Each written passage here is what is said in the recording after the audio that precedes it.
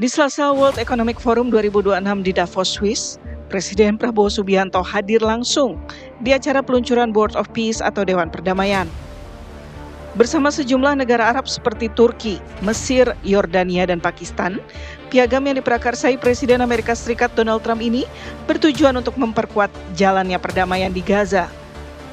Pemerintah menilai keikutsertaan Indonesia sebagai langkah strategis untuk mendorong penghentian kekerasan di Gaza, memperluas bantuan kemanusiaan, serta membuka peluang diplomasi damai bagi rakyat Palestina. Presiden Prabowo menyebut inisiatif ini sebagai kesempatan bersejarah untuk mengurangi penderitaan warga Gaza dan mempercepat proses perdamaian di kawasan konflik. Namun, langkah ini juga menuai kritik dan kekhawatiran dari sejumlah pihak. Sejumlah pengamat hubungan internasional mengingatkan Indonesia agar tetap berpegang pada politik luar negeri bebas aktif, serta waspada terhadap potensi benturan dengan peran Perserikatan Bangsa-Bangsa dan hukum internasional. Di tengah harapan akan perdamaian, muncul pertanyaan besar. Akankah langkah ini benar-benar membawa solusi nyata bagi Gaza? Atau justru menempatkan Indonesia dalam dinamika geopolitik yang lebih rumit?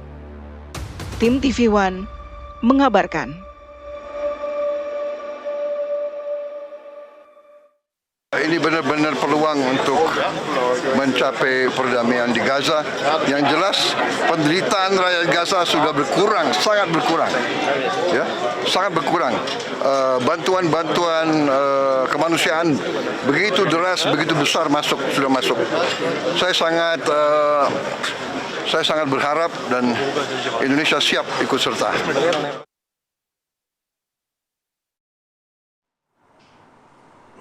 Ya, menuai pro dan kontra. Betul.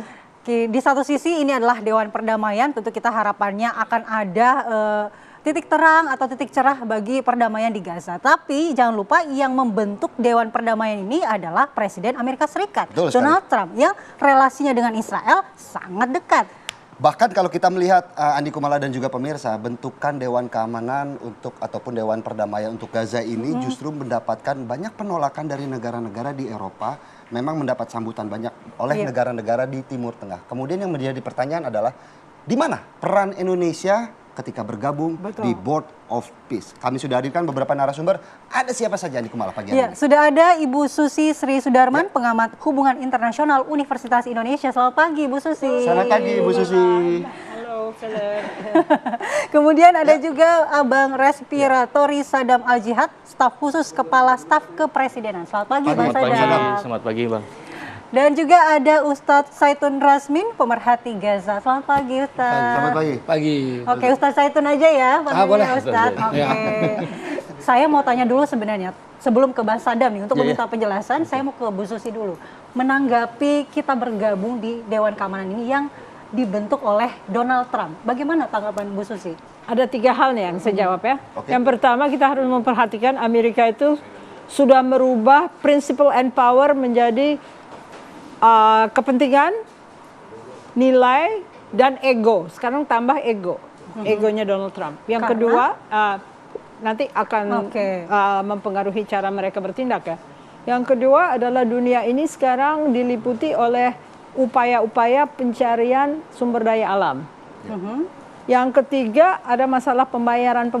Seakan-akan kita adalah kontraktor yang menyumbang kepada real estate developer gitu ya. Itu yang menimbulkan pro kontra ya. BOP ini kan juga Board of Peace ini kan bahwa negara-negara yang bergabung harus membayar sebesar 1 billion US dollar. Melihatnya seperti apa Bu Susi?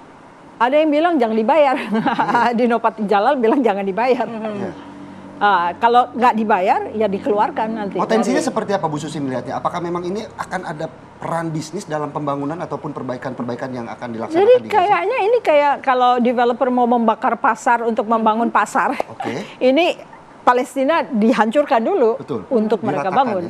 Jadi waktu di interview di 60 Minutes, si Kushner dan Witkoff bilang kami sudah punya rencana. Jadi kamu sudah punya rencana sebelum Oktober 7th ya. Nah itu kan jadi ketahuan bahwa mereka sudah merancang bahwa pembasmian orang Palestina itu memang dirancang untuk bisa dibangun real estate yang berkualitas, yaitu terutama pinggir pantainya karena itu resort. Nah, resort yang laku kalau dijual. Jadi kita melihatnya gimana nih ya? Oke, Mas Sadam mungkin bisa menjelaskan kecurigaan terkait adanya kepentingan bisnis di dalamnya, bukan hanya sekedar perdamaian semata, seperti apa Bang? Yang kita harus memahaminya itu adalah bahwa landasan daripada Board of Peace itu kemudian Indonesia masuk ke sana. Yang pertama adalah kita adalah negara yang konstitusional, bahwa ada alinea 1 dan juga alinea 4 di pembukaan Undang-Undang Dasar.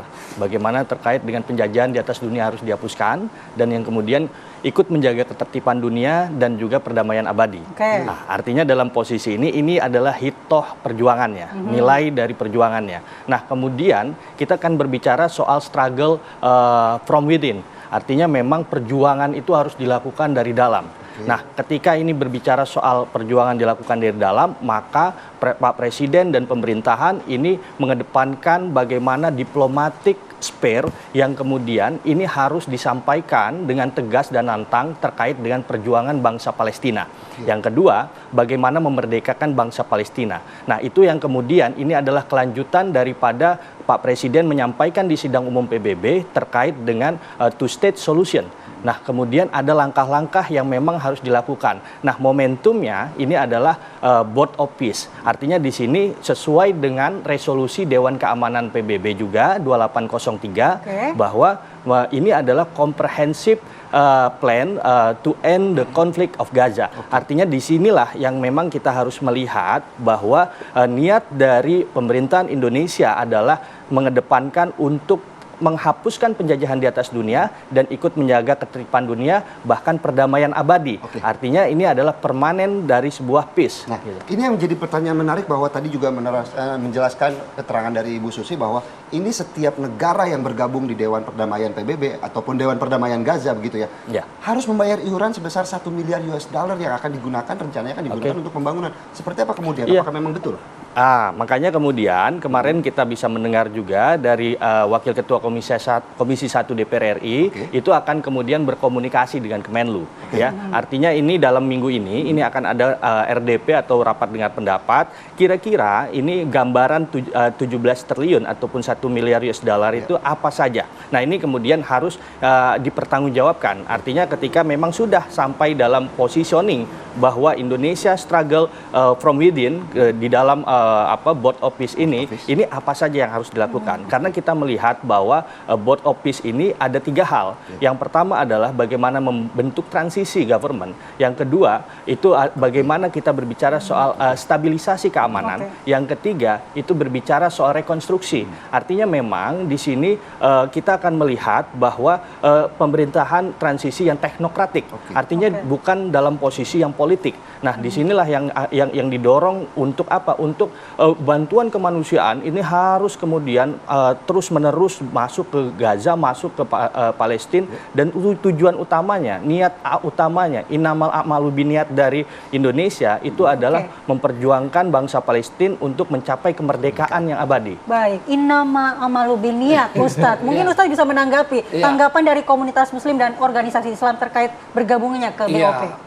Saya kira itu jelas hadis sahih dan landasan gerak kita. Tentu kita menghargai itu, ya. Apalagi dari presiden kita Pak Prabowo yang kita kenal selama ini memang konsisten memperjuangkan nasib Palestina. Nah, hanya kalau tentu dari kami para ulama, para pendukung perjuangan Palestina sebagaimana umumnya bangsa Indonesia, kita ingin ini kesempatan yang sangat berharga, harus digunakan dengan sebaik-baiknya. Dan kita berharap bahwa cara komunikasi Pak Prabowo yang sekarang ini sudah menarik perhatian dan akhirnya bisa masuk dalam lingkaran penting ini, ini ditindaklanjuti dengan bisa kita lebih kuat ya untuk memperjuangkan nasib Palestina. Tahap pertama kita syukuri walaupun masih banyak catatan tentang masih ada serangan-serangan Zionis ya dari Tiongkok, tapi kita juga harus objektif, realistis, bersyukur bahwa keadaan sekarang sudah lebih baik seperti kata Pak Prabowo juga bahwa sudah lebih sedikit korban, bantuan sudah banyak masuk. Nah, tapi kita ingin bahwa bagaimana beliau dengan dukungan penuh bangsa Indonesia untuk lebih fokus ya? Ya lebih fokus dan benar-benar mengawal dari dalam nih. Karena memang kalau dari luar saja kita sudah 70 tahun juga teriak-teriak nih. Tapi dari dalam nih. Nah, kemudian kita juga walaupun Donald Trump dengan berbagai dalam tanda petik jurus mabuknya ya. Ini, tapi tetap kita juga membuka ruang bersangka baik ya, bahwa mungkin memang di sana ada lingkaran yang bisa bertemu antara kepentingan dia sendiri, agenda dia, dengan apa yang bisa mewujudkan kemaslahatan bagi Gaza dan bangsa Palestina secara umum. Maka bagi kami ini kita harus kawal bersama-sama ya, dan kami berharap mudah-mudahan Bapak Presiden bisa memberikan ruang masukan dan dialog dengan stakeholder umat yang selama ini begitu konsisten, begitu peduli, terus-menerus memperjuangkan Palestina, sehingga paling tidak kami bisa membahasakan juga kepada masyarakat, pada umat, dan sekaligus memberikan feedback masukan pada beliau ya tentang persoalan ini. Nah ini penting, dan saya juga mendapat info dari teman-teman di Gaza, soal kami aktif juga berkomunikasi. Mereka pun sesungguhnya walau ada diliputi dengan kekhawatiran, kecurigaan, tapi tetap juga mengharapkan ini sebagai jalan ya, maka ada harapan ya, dan masuknya Indonesia bersama Qatar dan Turki serta beberapa negara itu bagi mereka sebetulnya seolah-olah terwakili ya. Meskipun ini dibentuk oleh seorang Donald Trump, Presiden Amerika Serikat. Justru inilah sebetulnya menjadi fenomena baru di dunia. Kalau Donald Trump menunjukkan cara berpikir out of the box, bertindak, kita juga harusnya begitu. Tidak boleh lagi berpikir tradisional, klasik tentang Amerika dan Donald Trump. Kita harus melihat bahwa lebih jauh daripada itu dan membuka peluang kemungkinan, sebab dalam Islam ini kita termasuk kepada orang yang tidak suka pada kita atau musuh. Tidak berarti semua dari dia itu buruk. Tidak, ya. Terkadang ada kebaikan yang bisa kita sama-sama wujudkan. Baik, itu. Sedikit saja sebelum kita break, saya mau ke Bu Susi bahwa di mana kemudian peran Indonesia dalam Board of Peace ini sebenarnya, Bu Susi? Kemungkinan lebih sebagai legitimator dari justifikasi pada genosida. Indonesia adalah mayoritas Muslim yang mereka butuhkan untuk stempel bahwa ada topeng yang bisa melindungi hasrat kaum Zionis yang diwakili oleh egonya Donald Trump untuk menciptakan global governance. Mereka udah hampir sukses nih, karena global governance itu diciptakan oleh Masonry. Itu secret society yang isinya orang Yahudi Zionis. Jadi sebetulnya apakah Indonesia paham historical element itu adalah masalah struktural.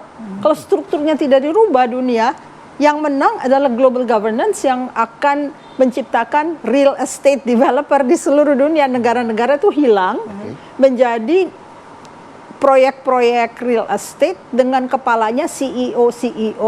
Jadi tidak ada presiden lagi, tidak ada wakil DPR lagi dan segala. Itu rancangan mereka, rancangan Illuminati atau kelompok Mason yang ya kalau uang Amerika itu ada mata gitu ya, kayak Dajjal gitu loh ya. Jadi kalau kita lihat ini Zionis ini pandai sekali karena ternyata mereka mengambil persahabatan dengan Nazi pada saat Yahudi yang biasa tidak mau. Baik, nanti kita akan minta tanggapan dari Bang Sadam apakah sudah mempertimbangkan dampak seperti itu. Tapi kita jeda terlebih dahulu, tetaplah di Apa Kabar Indonesia Pagi.